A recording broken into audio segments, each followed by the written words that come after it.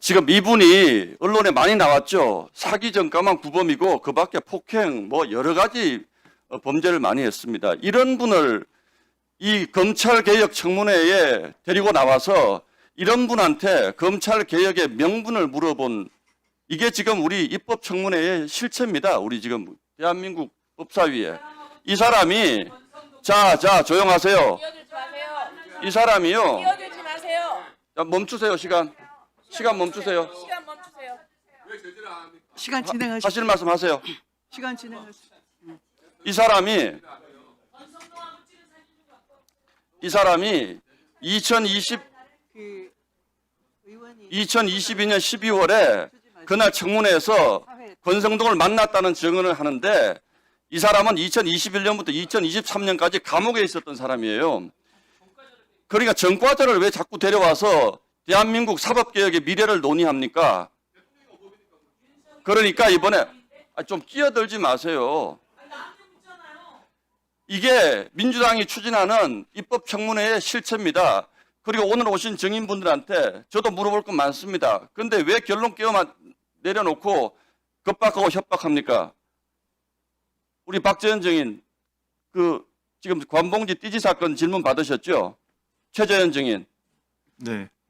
짤막하게 질문하겠습니다. 이 관봉지 띠지를 분실한 겁니까? 고의적으로 없애버린 겁니까? 결론만 얘기해 주세요. 고의적으로 없앤 것이 아닙니다. 그럼 그 과정을 좀 짤막하게 설명 좀 해주세요.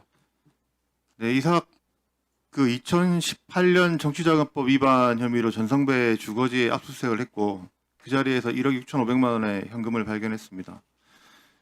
당시 2018년 범죄 사실 자체가 2018년도 범죄 사실이었기 때문에 이 건을 압수하더라도 즉시 자금 추적을 시작하게 되면 사후에 별건 압수에 문제가 생길 수 있습니다. 그렇기 때문에 당장 자금 추적은 실시할 수 없었고 다만 정치자금법 위반 같은 경우에 추징이 가능한 사안입니다. 그래서 물건을 압수해왔고 저희는 여기 대해서 이제 압수물 반환 청구권에 대한 추징 보전을 계획하고 있었습니다. 그러니까 띠지는 어떻게 된 겁니까? 예. 예, 말씀드리겠습니다. 예. 그래서 압수해온 날 다음 날 저희 수사팀 수사관이 압수기에 인계하였고 압수기에서 개소하는 과정에서 그 감봉을 풀고 그러니까 영치계로 넘긴 것으로 알고 있습니다. 다만 그 업무 처리 자체는 압수기에서 기존에 계속해오던 업무 방식을 그대로 따랐을 뿐이고 따라서 담당 수사관 같은 경우에는 그 업무 해왔던 방식 그대로 따라서 뭐 큰 생각 없이 그러니까 유실된 걸로 판단하고 계신다 그렇게 알고 이거죠. 있습니다. 예. 자, 알겠습니다.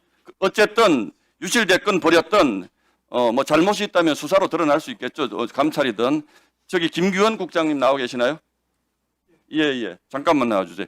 이 띠지라고 하는 것이 여러 종류가 있는데 지금 이 문제 김기원 국장님이요. 한국은행의 김기원 국장님.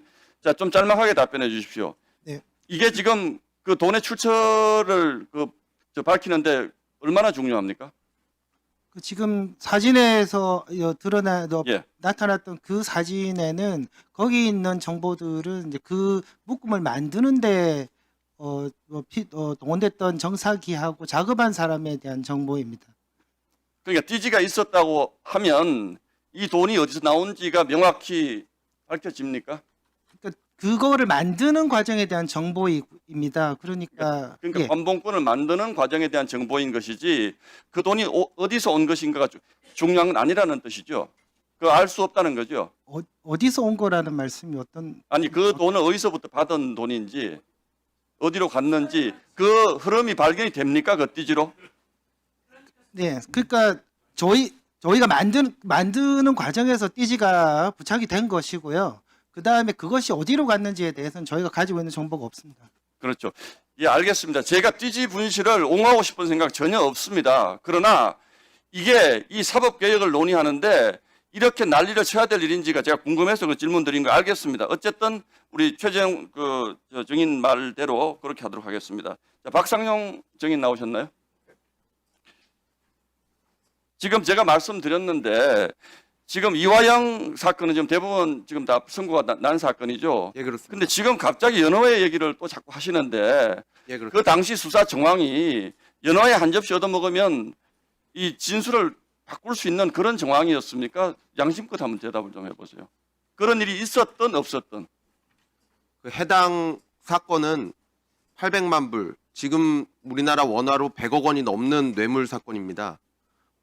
요새 아무리 사소한 사건도 먹을 걸로 회유된다고 생각하는 국민들은 안 계실 겁니다.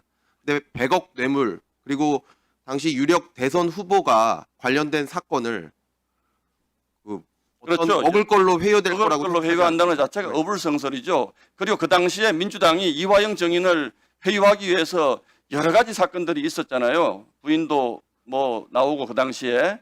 근데 지금 와서 대법원 선고까지 난 사건을 갑자기 그 연호회 얘기를 다시 꺼내는 이유는 뭐라고 생각을 하세요?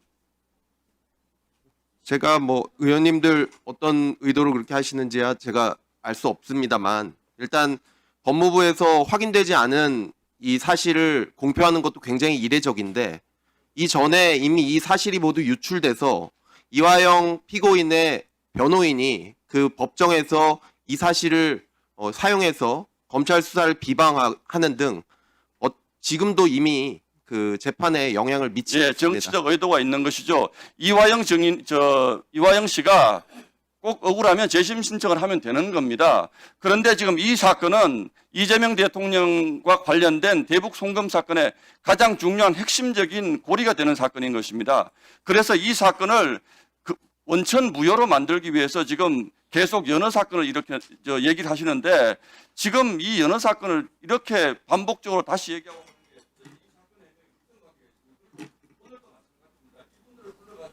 과거 검찰 수사 다 잘못됐다고요? 검찰 수사 하신 분들 많잖아요. 왜 유정열 정도의 검찰은 이렇게 잘못됐어요? 그쪽이 부른 사람이에요. 아니 그쪽에서 국민의힘이 부른 증인이잖아요. 가요. 여기 가세요. 일본 드세요. 공부 좀 한 거예요. 국민의힘이 부른 사람 국민의힘이. 박상용 검사는 국민의힘이 부른 사람이에요. 저것도 주세요. 대회하는 것이 30% 말이 안 되는 단어를 풀어보기 위해서 제가 그런 거예요. 아니 국민의힘이 부른 증인이라니까. 이것도 주세요.